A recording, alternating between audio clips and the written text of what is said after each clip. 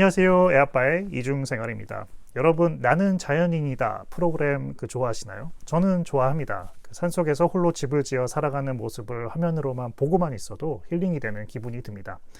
이 프로그램이 제법 인기가 있는 것을 보면 누구나 한 번쯤은 일상을 벗어나서 핸드폰을 끄고 자연 속에서 살아가는 꿈을 꾸는 것 같습니다. 캠핑이 점점 인기가 많아지는 것도 일상 탈출과 동시에 뭔가 문명이 조금 덜한 곳에서 원시적인 체험을 원하는 뭔가 우리 DNA에 남아있는 원초적인 본능 같은 게 있지 않은가 싶습니다. 캠핑 가서 불 피워 놓으면 불을 붙이는 행위마저 그것도 재밌고 또 불을 바라보는 것만으로도 뭔지 모를 위로를 받는 것 같기도 합니다. 제가 이민을 온 미국에 사는 사람들도 다르지는 않은 것 같습니다. 미국도 워낙 캠핑이 많이 발달한 나라입니다. 워낙 땅덩어리가 넓다 보니 탐험할 것도 많고 대자연을 마음껏 느낄 수 있는 방법은 캠핑만 한 게 또 없는 것 같습니다. 여러분, 캠핑의 끝은 뭐라고 생각하시나요? 저는 처음에 RV카라고 생각했거든요. 언제든지 이동해서 어디서든 차를 세워 잘 수 있고, 물론 현실은 캠핑카를 세워둘 수 있는 곳을 미리 알아보고 예약해야 하고 조금 귀찮은 부분이 있긴 하지만요. 그런데 RV카는 캠핑을 좀 더 현대적으로 편리하게 풀어낸 결과물이라는 생각이 들었습니다. 요즘 드는 저의 생각은 캠핑이란 것이 뭔가 직접 불을 피우고 남의 도움 없이 오롯이 나의 힘만으로 자연 속에서 생활을 해내는 어떤 원시적인 생활을 하며 마음의 위로를 받는 것이라는 생각을 했을 때 캠핑의 끝은 바로 직접 오지를 찾아가서 나의 힘으로 그곳에 집을 짓고 거기서 사는 모습이라는 생각이 들었습니다. 마치 나는 자연인이다에 나오는 산에 사시는 분들처럼요. 요즘 제가 자주 보는 영상 콘텐츠는 미국에서 오지에 땅을 사서 그곳에 직접 집을 짓고 살아가는 사람들을 다룬 내용들인데요. 몇 개 소개해 보겠습니다. 이 채널은 Exploring Alternatives라고 해서 오지에서 오프그리드로 집을 짓고 산다거나, 오프그리드란 것은 전기나 수도, 하수 같은 유틸리티를 사용하지 않는 삶을 말합니다. 그러니까 필요한 것을 모두 직접 생산해내서 살아가는 모습들이죠. 전기조차도요.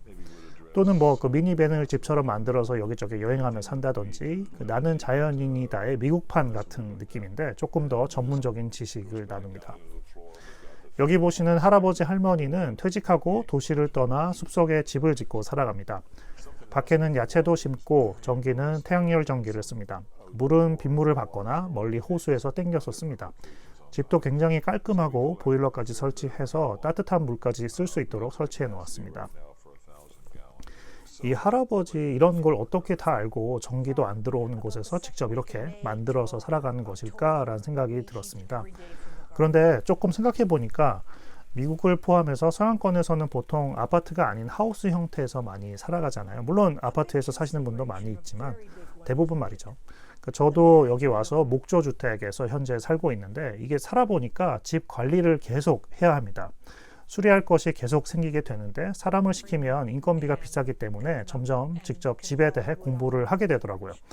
그래서 제가 직접 고치고 그러는 경우가 많은데 이런 것을 어릴 때부터 해오는 여기 사람들은 집에 대해 직접적인 경험과 지식이 많이 쌓일 것이기 때문에 나중에 은퇴해서도 지금 보시는 저 할아버지 할머니처럼 직접 집을 짓고 살아갈 수 있는 게 아닌가 하는 생각이 들었습니다. 그리고 저 할아버지가 진정한 어른이 아닐까라는 생각도 들었어요. 물론 제 지극히 주관적인 생각인데 우리가 보통 부모의 사랑으로 자라고 언젠가는 부모 곁을 떠나 독립을 하게 되잖아요. 혼자 힘으로 살아갈 수 있을 때 드디어 하나의 어른으로 여겨지는 것 같습니다. 그런데 우리가 보통 취직을 해서 결혼을 하고 살아가더라도 결코 혼자서 할 수 있는 건 많지 않은 것 같습니다. 회사에서도 따지고 보면 나의 팀장이나 또 주변 사람들이 도와주기 때문에 내가 일을 할 수 있는 것이고 모든 것은 누군가와의 관계를 통해 일어나는 것 같아요.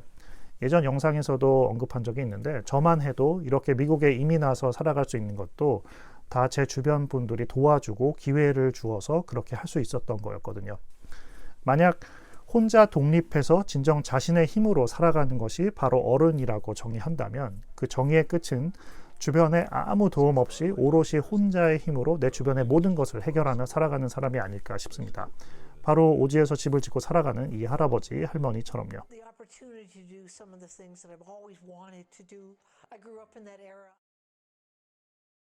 이 영상도 벌써 300만 조회수가 넘어서 꽤 많이 알려진 것 같은데요. 여기 나오는 가족은 심지어 아이들이 아직 어린데 오프그리드 삶을 살고 있습니다. 강가에 아주 허름한 집을 사서 직접 배로 다 필요한 물품을 날라서 집을 짓고 살아갑니다. 미국에서 집을 사면 보통 처음에 그 인스펙터를 구해서 집에 하자가 없는지 어떤 걸 고쳐야 하는지 등등을 조사하게 됩니다. 심지어 인스펙터가 이 집 사지 말라고 말렸다고 하니까 얼마나 척박한 환경이었는지 짐작할 수 있습니다. 그런데 지금 보시는 것처럼 너무 근사한 집이 되어 있습니다. 아이들은 아침마다 보트를 타고 학교에 갑니다. 끝나면 집에 와서 가족들과 자연 속에서 지냅니다.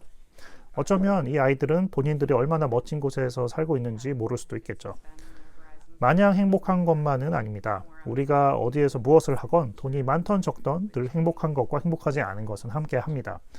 태양열로 전기를 배터리에 충전해서 쓰지만 사실 이것도 영원히 공짜인 것은 아닙니다. 바로 전기를 모으는 배터리가 소모품이기 때문이죠.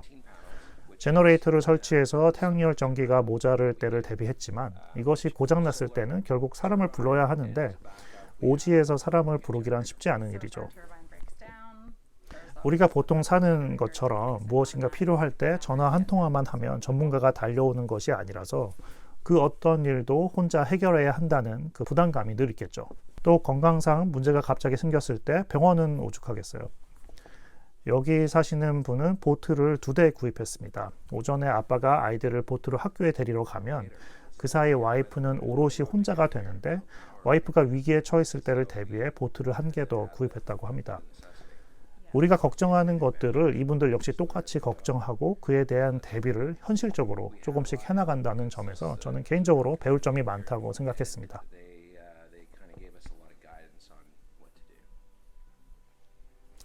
이 영상들을 보고 나서 저도 사실 언젠가는 이렇게 살아보고 싶다는 생각을 했습니다. 와이프는 뜯어 말리겠지만요.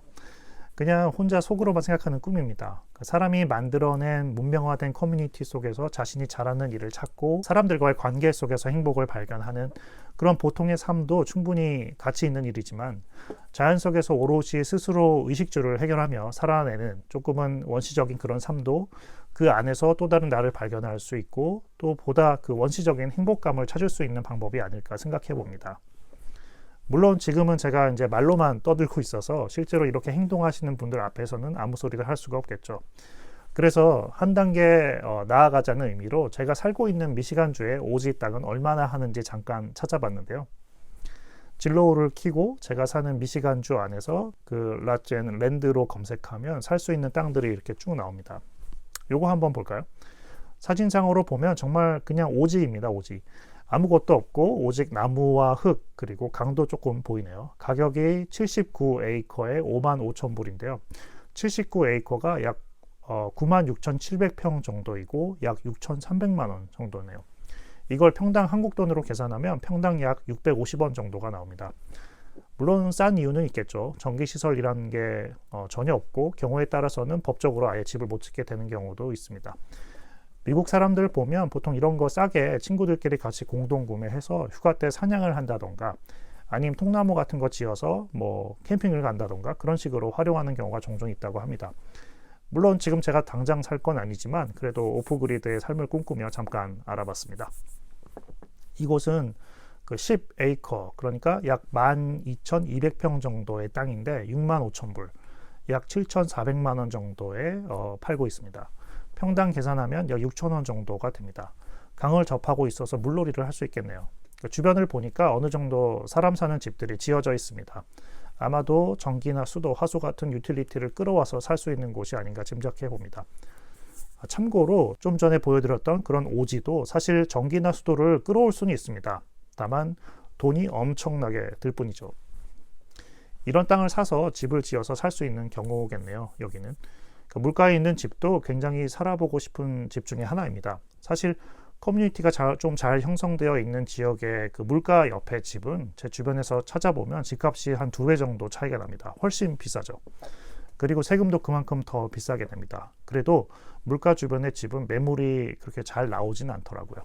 오늘은 미국판 나는 자연인이다 삶을 잠깐 엿봤습니다. 아직은 그저 신기한 시선으로 저는 바라보고 있지만 언젠가 기회가 된다면 좀 더 한 발짝 나아가 보고 싶습니다.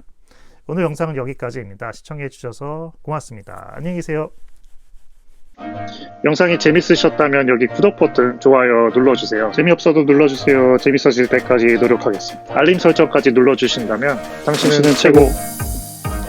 고맙습니다.